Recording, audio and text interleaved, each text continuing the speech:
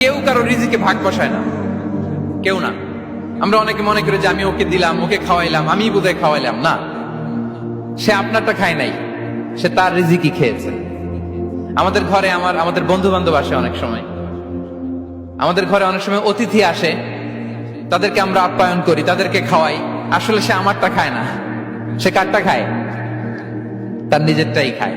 বিষ্ণু ইসলাম এটা খুব সুন্দর করে বলেছেন। ওনার কাজিন চাচাতো ভাই আব্দুল্লাহ ইবনে আব্বাসকে একদিন অনেক নাসিহা করছিলেন।